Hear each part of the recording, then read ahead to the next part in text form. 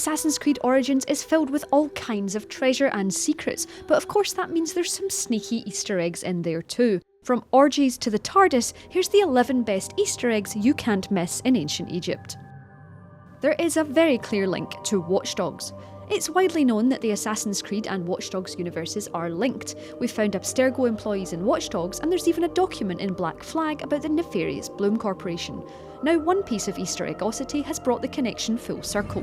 You might remember a criminal convoy mission in the original Watch Dogs, called Requiescat on Patchy. It saw Aidan Pierce going to take out Olivier Garneau, the chief creative officer of Abstergo Entertainment. Log into Layla Hassan's laptop in the present day in AC Origins, and you'll find not just references of him, but actual screenshots of Olivier being shot down by someone in a recognisable baseball cap and scarf.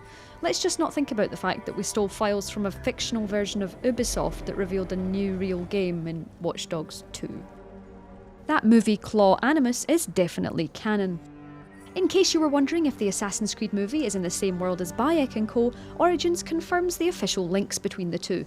Not only is the distinct Claw Animus from the movie mentioned, it turns out that present-day hero Layla Hassan actually designed it. In a series of emails in her laptop, you can see a conversation between Layla and Sophia Ricken, played by Marion Cotillard in the movie, about the idea. Initially, Sophia doesn't like it, but Layla's design even makes some kind of logical, crazy sense. You want to be able to give the subject some leeway, some sense of freedom, and yet allow the core of the machine to stay connected no matter what kind of crazy gymnastics your subject is performing. Just confirming the canon, there's a folder in Layla's computer about Alan Rickon, who was picked off by Michael Fassbender's Callum Lynch at the end of the movie. Layla doesn't know exactly what happened, but we know it wasn't a gas leak as suggested by the channel in the Gone Files folder. There's also a mail sending Layla's sympathies to Sophia about her father. Senu can do a barrel roll. A little more light-hearted is the fact that when you take to the skies with your Benelli's eagle Senu, she can, wait for it, do a barrel roll. There you are, taking in Egypt from the skies, enjoying the view, and all you have to do is spin your left analog stick fast and Senu will happily barrel roll before shaking her head as if she's dizzy. Oh, better get back to scoping out animals to turn into tool belts again. The Doctor has landed. Now, here's something for fans of the Time Lord. Dive into the water on the east side of Letopolis in Sapi Res Nome, and you'll find a fascinating relic from the future. Or is it the past? Well, there's no mistaking the Doctor's TARDIS here on the riverbed as it looms out of the dark when you swim down, even if it has been turned to stone and there are no markings saying it's a police box.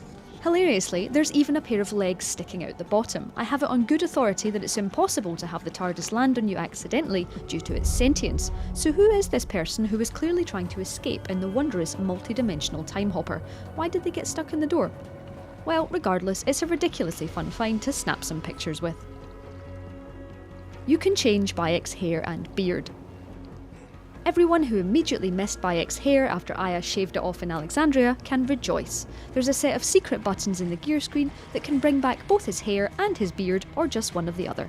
Head into your gear screen and press L2 or your left trigger and triangle or Y to get his hair back, and then do the same with R2 or your right trigger to bring back that luscious beard.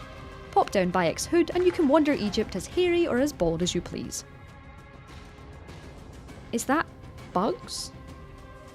Just like the rest of us, it turns out that if you send Bayek into the desert on foot, he'll get a bit warm and start to see some crazy things. Get off your camel and go for a wander, and you'll be able to hear Bayek's heart pounding as he's overwhelmed by the temperature of the desert, and then... is that a fish flapping there on the sand? Well, the fish is the least of your worries, as not long after, you'll hear a clap of thunder, a black cloud appears, and bugs start tumbling from the sky all around you. Lovely. Thanks for the nightmares, Ubi. Oh, and you'll get a trophy too. You can get a flaming sword. I won't spoil a certain part of the story, but the result is the fact that you get a yellow legendary weapon that's actually on fire. Unsheath this flaming sword and you'll make short work of everything that comes in your path. Combine this with a double fire damage ability and everything will die a pretty flamey death. Just a note though, don't release prisoners from wooden cages while it's equipped. You will quickly get the Medjai didn't harm innocent civilians message and the smell of smoky bacon on the air. You can pet the cats. As if to counter the last point, Assassin's Creed Origins actually lets you pat your feline friends that rock up while you're standing still. While it might seem at first that the cats really don't care, a little like owning an actual cat, when they want snuggles, things get ridiculously adorable when you crouch down next to one and Bayek automatically starts patting them. A perfect photo opportunity. It's not long before you're next level crazy cat assassin and surrounded by feline friends. Why go and kill people when you can just sit here surrounded by adoring furry friends? Sadly, this doesn't work for dogs or any other creatures in the game who probably want to eat you. That camel is fully mocapped. So, full historical accuracy, 100% realistic Giza Plateau, and a completely realistic ancient Egypt, of course Ubi Montreal couldn't resist getting a proper camel in there.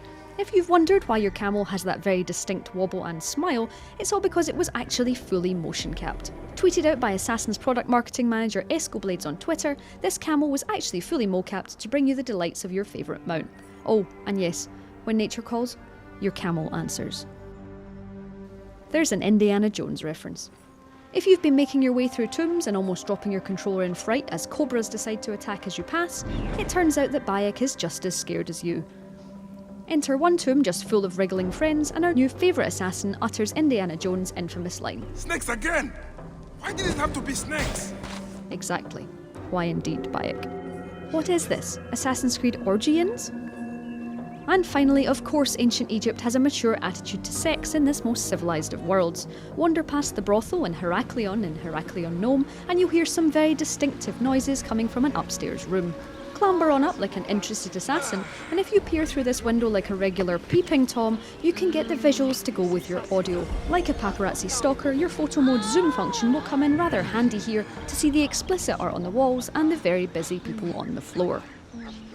I'm sure this wasn't what Ubi was thinking about when it added the incredible photo mode. Enjoy feels like the wrong word. Well, that's the best Easter eggs we've found so far in Assassin's Creed Origins. Let us know if you found any more in the comments below. Click the boxes on the left for more content from us, and don't forget the big button in the middle to subscribe for more gaming reviews, previews, tips and guides right here on Games Radar Plus.